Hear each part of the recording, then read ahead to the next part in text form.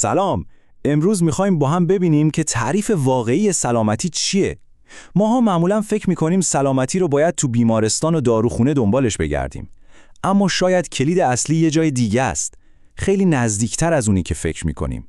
توی انتخاب‌های هر روزمون. خب، بیایید با این سوال اساسی شروع کنیم. وقتی میگیم من سالمم، منظورمون دقیقاً چیه؟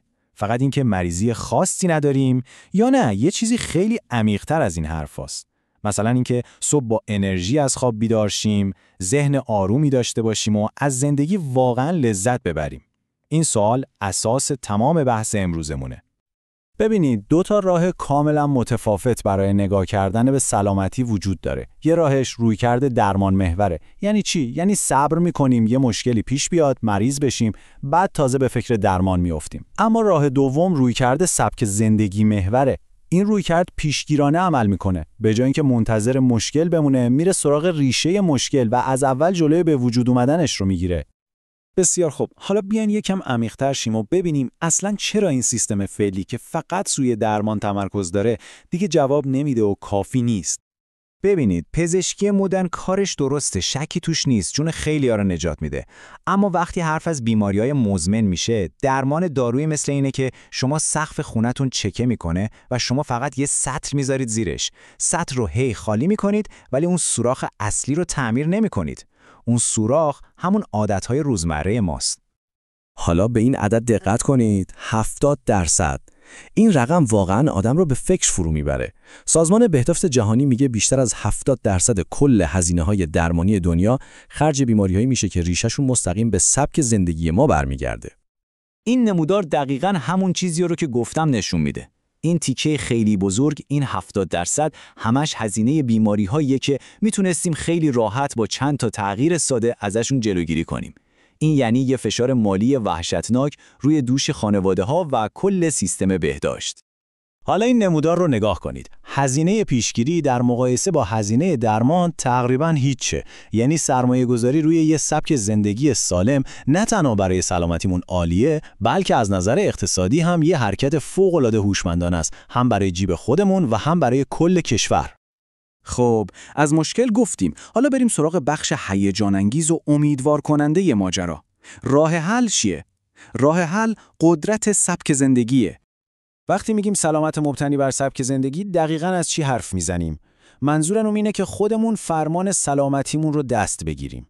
یعنی یه رویکرد فعال که توش هر روز با انتخاب‌های کوچیک و بزرگمون توی غذا خوردن، ورزش، خواب و حتی مدیریت استرس داریم برای خودمون سلامتی میسازیم. این رویکرد روی 4 تا ستون اصلی بنا شده. فکر کنید مثل پایه‌های یه ساختمون محکم. اولی تغذیه است که میتونه مثل دارو باشه.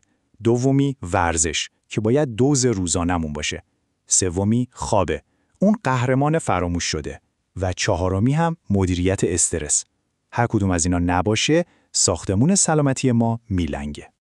بقراط پدر علم پزشکی قرنها پیش یه حرفی زده که امروز علم داره با تمام وجود تاییدش میکنه. بگذارید غذا داروی شما باشه. غذایی که ما میخوریم میتونه قوی ترین سلاح ما برای پیشگیری از بیماری باشه یا برعکس میتونه بزرگترین دشمن سلامتیمون باشه. ورزش رو یه کار سخت و طاقت فرسا نبینید. بهش به چشم یه داروی معجزه‌آسا و کاملا رایگان نگاه کنید که هر روز در دسترستونه. میدونستید فقط 150 دقیقه فعالیت متوسط توی هفته میتونه خطر مرگ زودرس رو تا 1/3 کاهش بده؟ این فوق‌العاده است. و بهترین قسمتش اینه که اثر این تغییرات روی هم جمع میشه. از همون روز اول حس می‌کنید انرژیتون بیشتر شده. بعد از یه هفته خوابتون بهتر میشه. یه ماه بعد شاید ببینید فشار خونتون اومده پایین. و در دراز مدت این تغییرات میتونه تا 6 سال به عمر مفید و با کیفیت شما اضافه کنه. 6 سال. خب، اینا همه تئوریای قشنگی بودن، ولی چطوری اینا رو بیاریم تو زندگی واقعی خودمون؟ چطور عملیش کنیم؟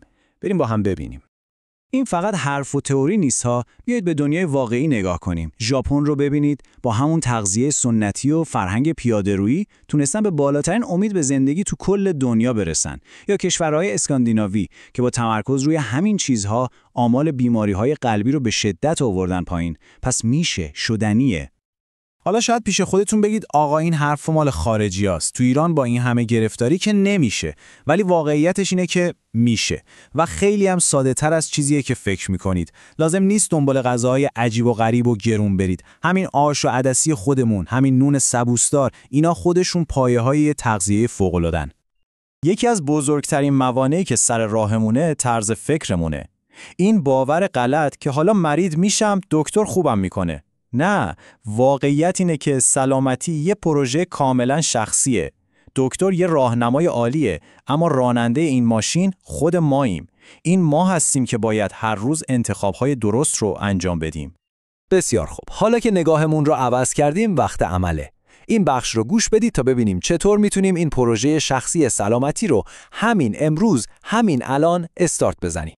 قرار نیست انقلاب کنیم. اصلاً با 3 قدم کوچیک و ساده شروع می‌کنیم. انقدر ساده که هیچ بهانه‌ای برای انجام ندادنشون نیست. 1.